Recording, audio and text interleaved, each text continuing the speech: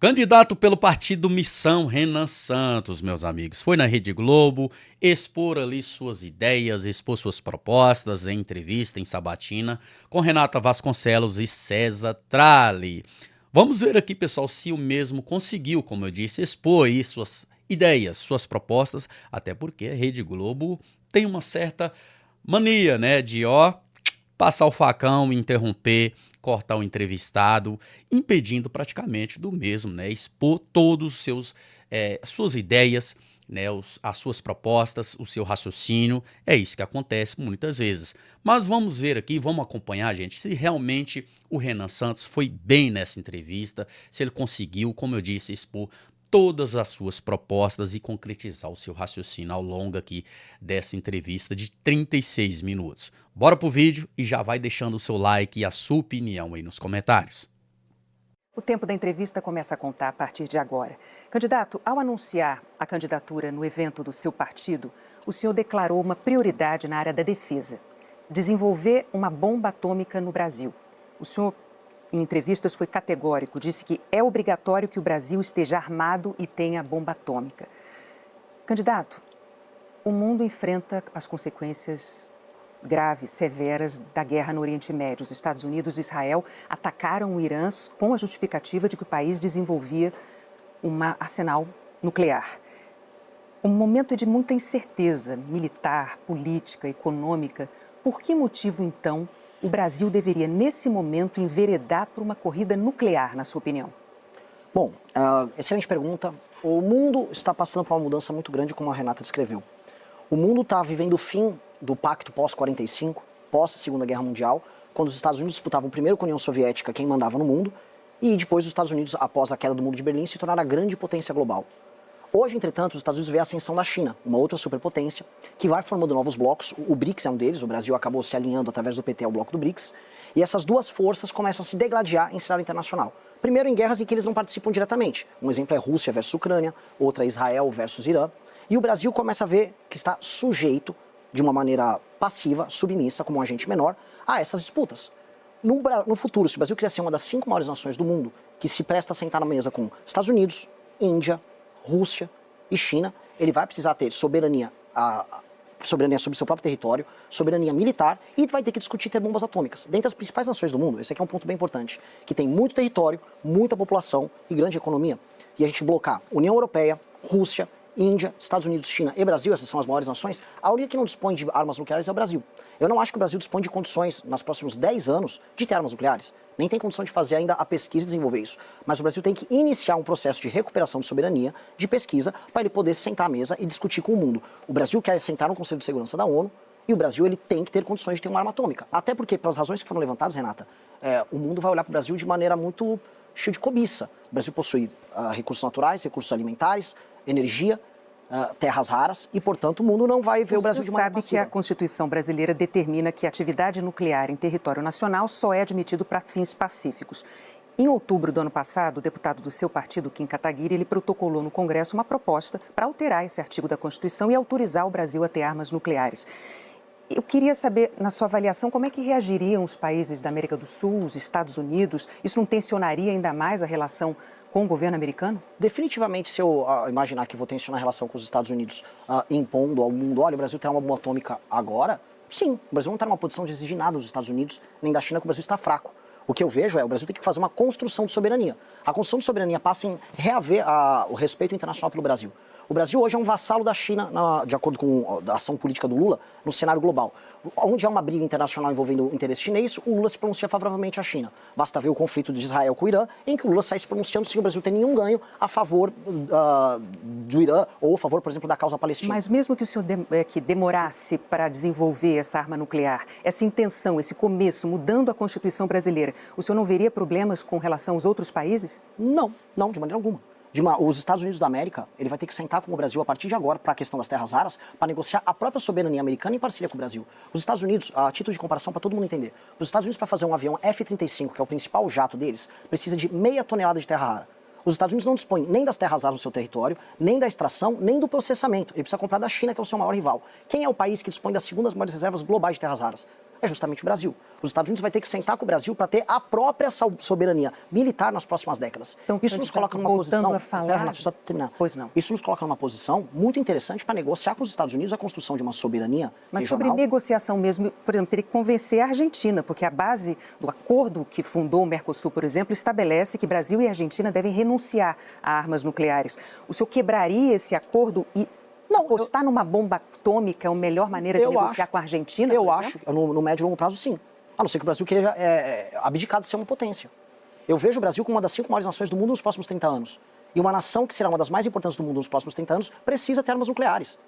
Nós precisamos fazer uma retrospectiva de trás para frente. O que nós seremos daqui 30 anos? Daqui 30 anos nós temos que ser uma nação soberana, que destrói o crime organizado, que lidera a América do Sul e que vai ter força para negociar com seus vizinhos, para estabelecer, olha, se nós vamos liderar junto com nossos vizinhos, o nosso continente, para poder negociar em bloco, por exemplo, com os Estados Unidos ou China, nós vamos precisar ter força militar. Nós vamos precisar juntos trabalhar para a desconstrução dessa indústria do crime organizado que toma o nosso continente. E nesse sentido, sim, vamos ter que discutir a construção de armas nucleares. Isso é passo de uma construção de uma nação soberana. Eu volto a repetir. Se o Brasil quiser ser uma nação importante nos próximos 30 anos, o Brasil precisa ser uma nação poderosa. Se o Brasil não quiser ser poderoso, o Brasil vai ser submisso a projetos internacionais. Assim como o Brasil vem sendo submisso. Agora, candidato, uma decisão dessa magnitude, ela não depende apenas de uma declaração de intenção. E o programa do senhor não traz detalhes em relação a isso. Então, eu pergunto ao senhor, em que estudo científico, técnico, o senhor se baseia para defender que o país deve desenvolver uma bomba atômica? Qual a autoria dessa pesquisa, desse estudo? E também, para concluir, de que maneira o senhor implantaria isso? Eu não preciso de um estudo científico para determinar que uma nação tem que ter força política para se proteger de outras nações. Eu posso trazer apenas dados da realidade. A realidade é muito clara. As nações mais poderosas do mundo dispõem de armas nucleares.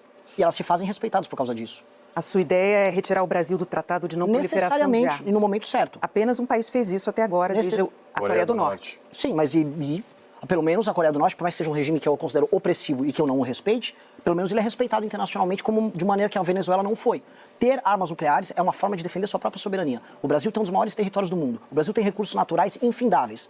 Se a gente quiser ser o eterno Zé Carioca no mundo, personagem engraçado, em que os gringos vêm aqui para fazer festa e que a gente exporta matéria-prima e recebe produto pronto, tudo bem, não fazemos armas nucleares, aceitamos nossa posição submissa. Agora, se a gente quiser ser uma nação séria e respeitada, nos próximos 30 anos nós precisamos ter armas nucleares, não para ficar arrumando briga, mas ter poder de dissuasão, para as nossas riquezas serem respeitadas. Se os Estados Unidos da América, que são uma nação hoje mais poderosa do mundo, não fizeram a lição de casa, deixar a China ficar com todo o processamento de terra rara do mundo nesse instante e ver de maneira cobiçosa o Brasil, nós vamos ter que olhar para os americanos e entender, se nós não tivermos meios de se defender, o que nós vamos fazer?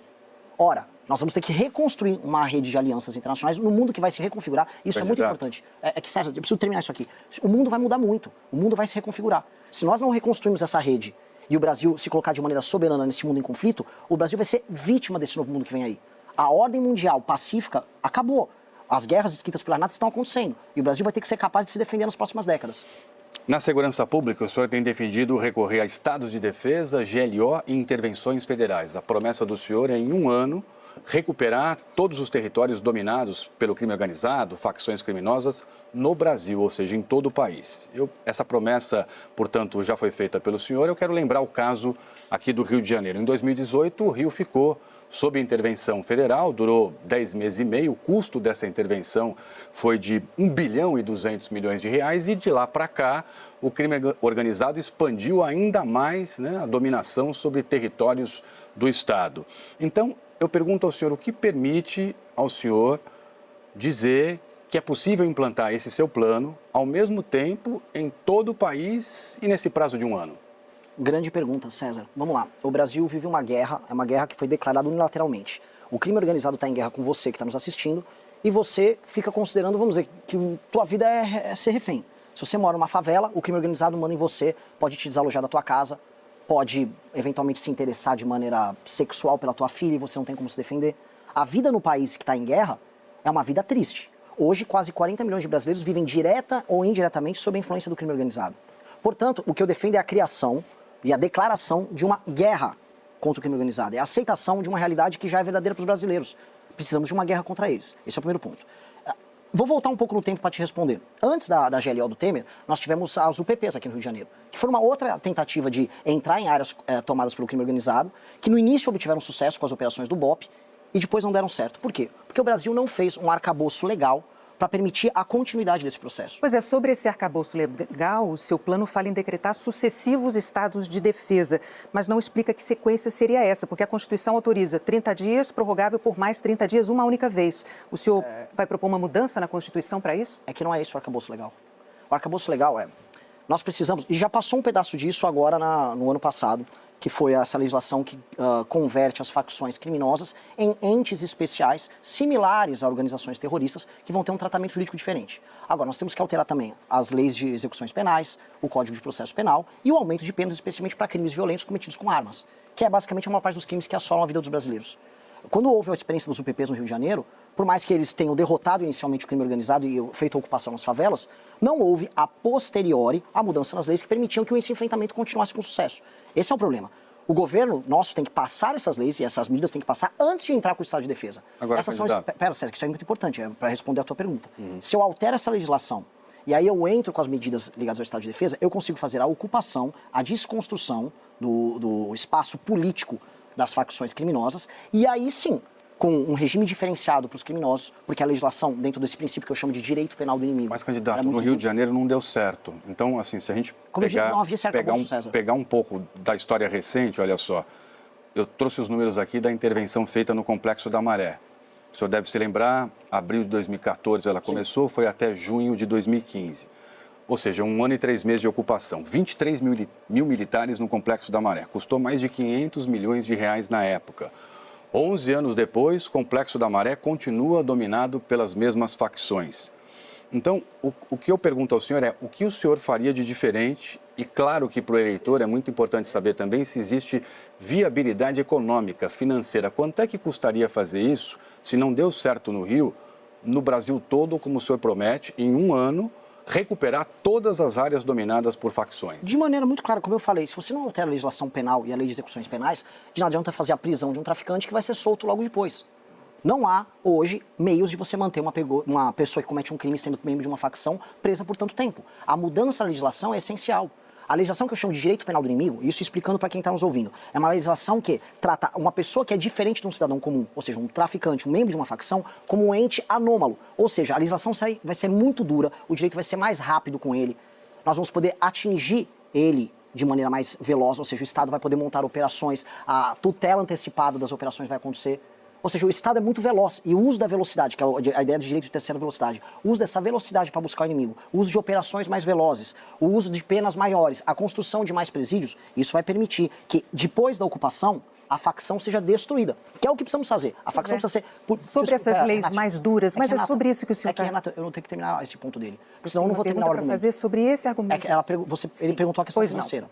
Então, primeiro é óbvio que dá para você fazer recuperação territorial e é óbvio que o Estado não pode permitir o retorno das facções. E 2, não há outro meio além de reocupar o território. Ou seja, você vai ter que aceitar que você vai fazer a guerra. Senão a gente vai ficar aceitando que vão vir aqui perto da Globo, não sei se foi aqui, foi no Jardim Botânico, o pessoal vai ficar jogando bomba ali na frente, como aconteceu essa semana. A gente não vai poder ficar aceitando que o crime organizado tem nos bairros de favelas fortalezas. A guerra é uma necessidade. O que altera do que aconteceu nesses exemplos que você deu, que são bons exemplos, haverá uma nova legislação especial tratando o membro da facção como um ente anômalo. Quanto custaria? Foi a pergunta do Tralli. Quanto custaria? Vou dar um exemplo só na parte de presídio. Só na parte de presídio, 6 bilhões de reais nós precisamos fazer para abrir vagas, para construir 10 presídios, cada um de 30 a 40 mil vagas. Esse processo precisa se iniciar desde já. Uma operação dessas para você tocar no estado do Rio de Janeiro, coisa de 5 bilhões estimado por ano numa operação só para você sustentar não só a base militar e depois a operação das polícias. E depois as operações não vão ser demoradas, as operações precisam ser rápidas. Primeiro você faz a ocupação junto com as forças policiais e não serão forças militares com o Exército. O Exército vai servir como força auxiliar. Quem vai organizar as operações são as forças policiais. São forças policiais. O Exército atua de maneira auxiliar e o grande custo que você tem nessas operações é o custo ligado à atividade dos militares das Forças Armadas, que são custosos. O nosso modelo, que está descrito no nosso livro, ele utiliza e empodera as forças policiais. E, inclusive, ele não precisa, em diversos estados, entrar com o estado de defesa. Vou dar um exemplo. Sobre isso, antes do seu exemplo, eu gostaria de entender que o senhor falou em penas mais duras, porque durante a sua pré-campanha, o senhor exaltou e disse que se inspirava na política do presidente de El Salvador, Nayib Bukele. O governo dele reduziu os índices de criminalidade, mas usando medidas de exceção. Recentemente, o senhor passou a dizer, eu não sou Bukele, mas manteve pontos centrais da política dele, como, por exemplo, o fim da presunção da inocência para pessoas que forem classificadas como inimigas da nação. Quem é que vai definir quem é um inimigo da nação? E como é que o senhor garantiria que não haveria arbitrariedades na classificação de uma pessoa que é inimiga da nação? Renata, isso já acontece hoje. Quando há uma investigação tocada por uma polícia ou um Ministério Público que demonstra que há uma formação de quadrilha, que demonstra que há membros de uma facção como o PCC tocando uma operação na Baixada Santista, a autoridade policial determina isso. Isso é uma determinação que já é feita, isso já é bem tradicional. Prisões sem mandato, tortura e desaparecimentos, violação do devido processo legal. Eu vou fazer tortura? Prisões arbitrárias. Estou perguntando ao senhor. Não. Essas são as políticas do Bukele. Eu gostaria de saber qual tortura, você poderia demonstrar o caso, porque eu não tenho... Suspendeu direitos, promoveu detenções arbitrárias. Vamos fazer então, Renata, para a gente ser preciso. Me dá o exemplo 1 a 1 que eu digo se eu vou fazer ou se ele mesmo fez. Não, são denúncias graves de violações lá em El Salvador. Eu tenho que saber qual foi a denúncia, porque eu acompanho o caso de El Salvador. Suspensão de direitos, por exemplo, como a presunção da inocência, que o senhor acabou de dizer. Sim, e quem classificaria quem é o inimigo da nação? As autoridades policiais... vou dar um exemplo. Agora passou uma legislação que trata membros de facções criminosas. Autoridade policial. As autoridades policiais, o Ministério Público, a Polícia Federal, e como o processo investigativo. Arbitrariedades na classificação? O devido processo legal. O devido processo legal existe para isso. Mas, Renata, eu estou surpreso porque isso já acontece hoje. Hoje existem investigações que determinam que uma pessoa é membro de uma facção. Uma influencer chamada Deolane. Descobriram que a Deolane, ela era não apenas uma influenciadora, mas uma advogada ligada ao PCC. Ora, a investigação pegou ela foi presa. Isso é o básico, isso já existe, Candidato, não há nenhuma novidade. Declarações do senhor. Mas é que esses pontos sobre El Salvador, muitos elementos que foram adotados em El Salvador, e de maneira muito similar, vão ser adotados por mim. Por exemplo? Lista. Eu vou dar um exemplo. A ideia de enfrentamento usando um regime especial, aqui o estado de defesa, em áreas dominadas pelo crime, eu vou adotar. Vai ter um regime de exceção em favelas para eu retomar a favela. Julgamento coletivo de réus, centenas prisões de réus. Baseadas em denúncia anônima. O Brasil já existe prisão baseada em denúncia anônima. O Disque Denúncia existe. A questão é não só em denúncia anônima. Julgamento coletivo de centenas de réus. Vou dar um exemplo. Deixa eu 1 a 1. Denúncia anônima. Hoje, se você fizer uma denúncia anônima de que uma pessoa é membro de uma facção e há um processo de investigação que leva esse investigado à cadeia porque encontraram outras provas, é tudo normal. Isso existe na legislação brasileira. Isso não é Julgamento novidade. coletivo de centenas de réus. É um caso... Você conhece esse caso? El Salvador. Eu vou te narrar o caso. É um carro de 456 pessoas, lideranças de um movimento chamado MS-13, que é basicamente a principal facção de El Salvador, em que eles foram julgados num modelo similar ao de Nuremberg, pelo assassinato de 29 mil pessoas, ou seja, eles foram corresponsabilizados pela cadeia de comando num modelo muito similar ao julgamento de Nuremberg. Creio que todos aqui que rejeitam o Holocausto, creio que o julgamento de Nuremberg foi um julgamento correto. Torturas e desaparecimentos? Não conheço as torturas e desaparecimentos que você está falando, Renata. Eu acho que isso aí é um clichê que a mídia internacional fala sobre o Candidato, em relação a Me mostra a tortura e desaparecimento. Em relação o que a tem de tortura e declarações desaparecimento? do senhor, por favor. É que eu preciso comentar o ponto dela. Tortura e desaparecimento acontece todos os dias no Brasil. O crime organizado está torturando e matando as pessoas diariamente. Além das mortes na casa das 40 mil pessoas que acontecem todos os anos, desaparecem outros milhares. São corpos que não são encontrados. Dá para institucionalizar isso, né? Mas esse é o problema, já está institucionalizado. Se você vai numa favela em que não há Estado democrático de direito, em que as pessoas não dispõem de nenhum direito, as pessoas precisam ser libertas. E elas podem ser torturadas nesses lugares. Cabe ao Estado recuperar essas áreas. São todas denúncias que vieram de famílias de El Salvador, são denúncias levantadas pelo jornalismo profissional, fazendo reportagens em El Salvador e até mesmo por parte de entidades independentes que fiscalizam segurança pública também em El Salvador. Então, só para a gente seguir aqui, por favor, declarações do senhor. Matar quem roubar e fazer um banho de sangue. O senhor disse que o senhor não é o Bukele, mas então por que o senhor mantém esse tom defendido pelo Nayib Bukele? Na última segunda-feira, um rapaz chamado Eduardo, lá em São Paulo, ele viu sua namorada sendo assaltada no meio da rua, aparece o bandido, ele tenta evitar o assalto. O bandido olha para o Eduardo, puxa a arma, dá um tiro na cabeça do Eduardo. A cabeça do Eduardo explode e o sangue vaza na rua. Houve um banho de sangue na segunda-feira de um inocente. Eu acho que o sangue que tem que jorrar não é dele, o sangue tem que jorrar do bandido. Eu acho que as pessoas no Brasil, e eu rodei o Brasil a pé e de carro nos últimos meses todos, as pessoas no Brasil estão implorando para que a gente faça justiça contra essas figuras terríveis, esses demônios que estão matando a gente. E cabe ao presidente da República liderar as pessoas nessa guerra. Os brasileiros morrem como se fosse bicho. Ninguém liga, ninguém sabe o nome. A maior parte são meninos, em geral, negros, que morrem nas favelas e nas cidades mais pobres. Pessoas são vítimas de latrocínio diariamente. Desde que a gente começou esse programa, no mínimo uma pessoa já foi assassinada, e em geral vítima dessas facções criminosas. Para candidato, eu gostaria de abordar também eu não outro respondi tema o César ainda. importante. Deixa eu só terminar, por favor, Renata. Que a gente possa abordar vários temas. Eu também quero. Eu falo rápido justamente para ajudar a abordar. Falo do banho de sangue. Pode não ser a palavra mais bonita para a pessoa que está assistindo em casa, mas é a única coisa que eu posso fazer como resposta a alguém que está com uma arma apontada para uma pessoa. Uma pessoa que aponta uma arma para você no meio da rua para te cometer um assalto é a pessoa que pode matar você por latrocínio. Ela se torna juiz da tua vida. Ela se torna juiz dos teus sonhos, ela se torna juiz do teu futuro. Ela não tem o direito de se comportar como juiz da tua vida. Se um policial estiver na tua frente, e por isso que um slogan, de maneira automática, surgiu ao meu respeito na internet, que era o prendeu, matou, se um policial estiver ali na frente, ele tem que atirar para matar nessa pessoa. E eu falo isso, porque eu sou um pacifista, eu nem sei atirar. Agora, e esse tema nunca foi central para mim. Agora, eu já tive minha mãe alvo de sequestro relâmpago. Todo mundo já no Brasil passou por uma experiência traumática. Todo mundo sabe que tem um bandido com a arma na cabeça de um parente seu. A gente não pode aceitar mais ser refém dessas pessoas. E o povo brasileiro está pedindo uma guerra.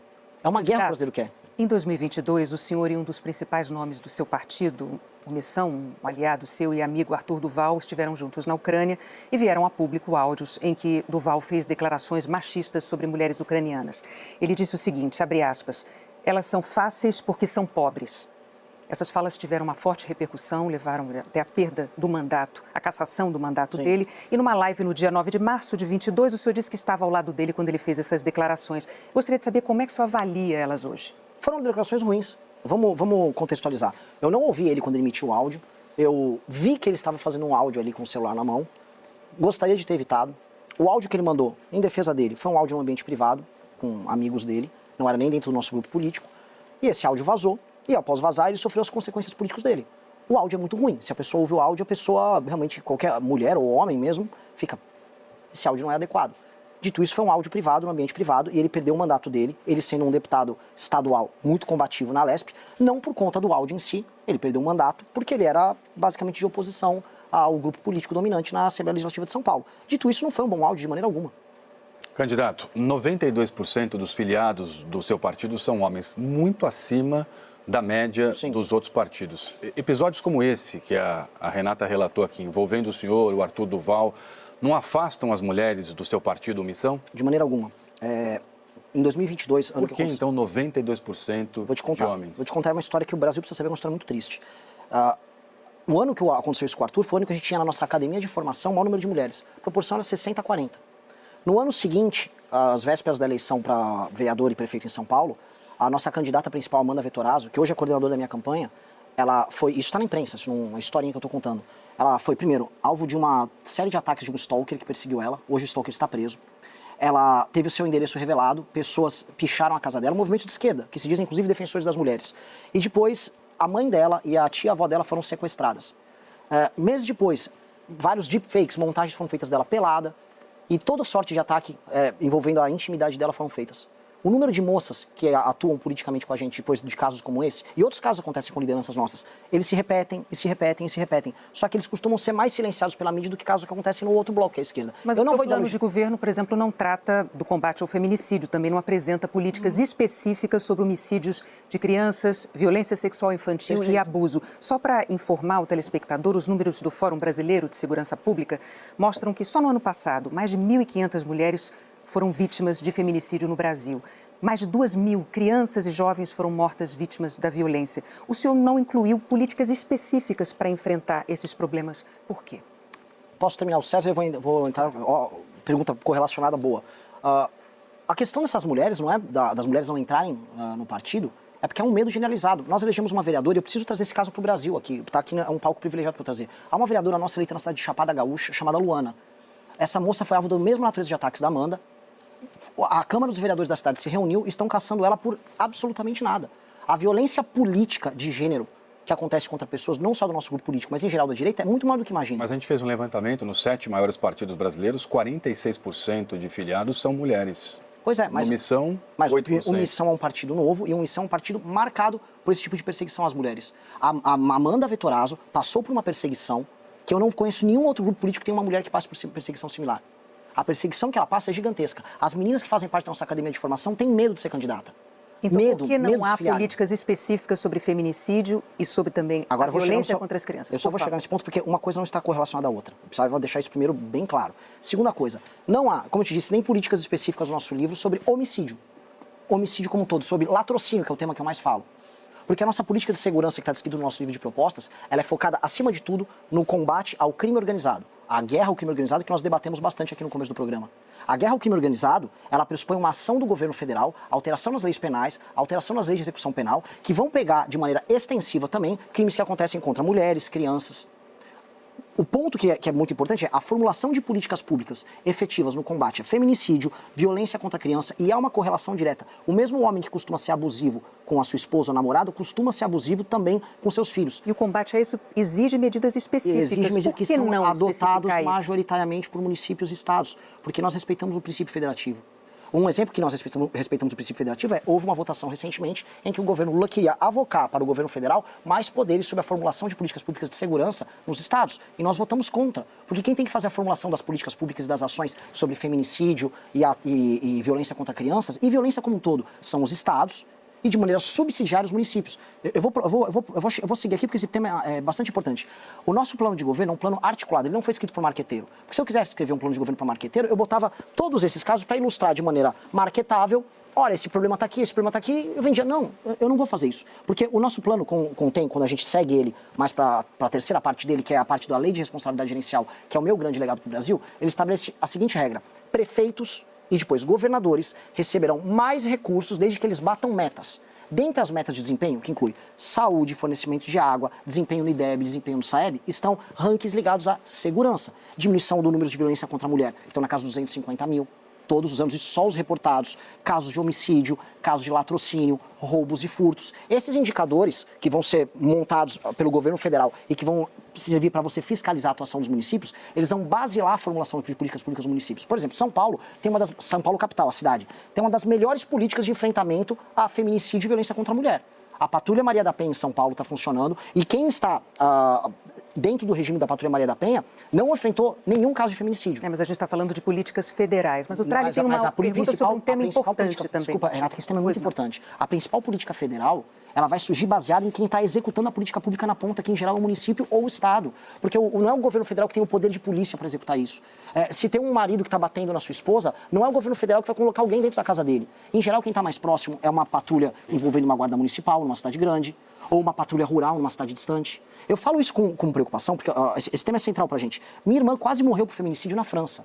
Minha irmã foi alvo de uma tentativa, assim, de 18 BOs que ela fez contra um marido agressor. A lei francesa, ela é completamente vazia. A prefeitura de Paris não fez nada. Minha irmã teve que vir com a filha dela pro Brasil. Esse assunto é central. Aqui em São Paulo, e isso é coisa... Eu estou falando aqui... Tem um outro assunto central, importante aqui, por favor, para a gente poder dar continuidade na entrevista. Eu considero esse tema fundamental. O senhor já declarou que, se eleito, vai descumprir decisões do Supremo Tribunal Federal que o senhor considera ilegais. Um presidente da República, assim como qualquer cidadão, se discordar de uma decisão, pode recorrer exatamente à justiça.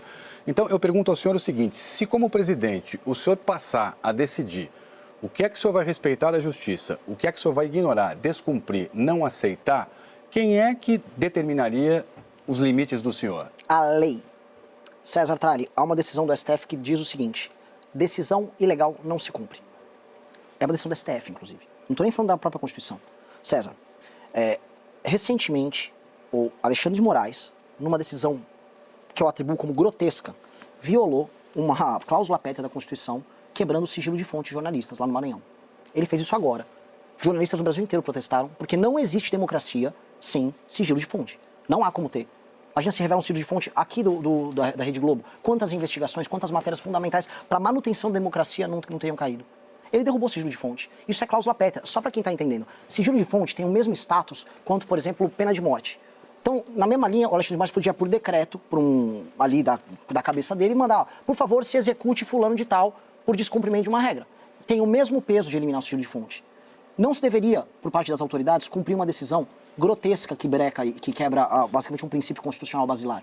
Não é que eu preciso contextualizar, não é que eu falei que vou sair desrespeitando todas as decisões do STF, que isso é absurdo. O que eu avisei num podcast, e depois eu repeti lá na Globo News, numa ótima entrevista com a Natuza, foi o seguinte: uma decisão, num caso específico, como por exemplo, eu estou fazendo uma operação para libertar a população de uma favela.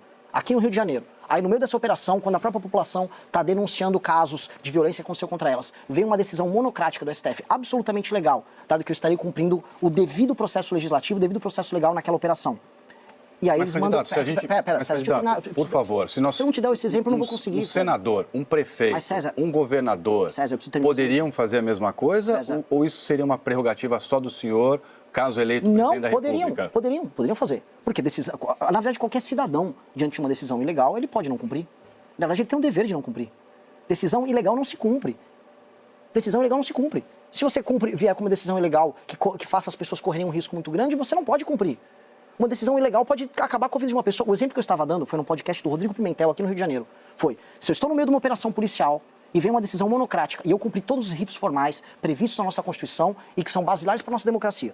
Se vier uma decisão monocrática falando não, pare tudo, e isso vai colocar em risco a vida dos moradores daquela favela, eu não vou cumprir.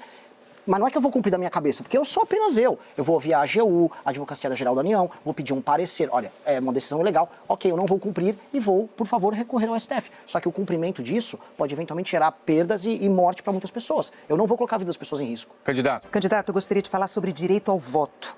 Orlando Lima, um dos principais colaboradores do seu plano de governo, disse o seguinte, eu peço licença aqui para abrir aspas. Pessoas que não têm propriedade, que recebem auxílio do governo, essas pessoas tinham que ter apenas os direitos básicos. Você não teria direito, por exemplo, ao voto. O senhor concorda com essa ideia? Se eleito, o senhor promoveria alguma medida para restringir o direito a voto do cidadão? Não. Essa é a opinião dele. Eu nem sabia da opinião, mas se ele falou isso, é a opinião dele. E por que Orlando Lima tem uma participação tão destacada no seu programa de governo? Porque ele é um grande pesquisador. Mesmo com declarações como essa, sugerindo restrição ao direito ao voto do cidadão? A pessoa pode dar uma declaração infeliz e fazer uma pesquisa sobre história brilhante. Eu conheço grandes pesquisadores, grandes jornalistas que às vezes dão declarações ruins. O planejamento do Livro Amarelo surgiu sobretudo pelas ideias de colaboradores como Orlando Silva.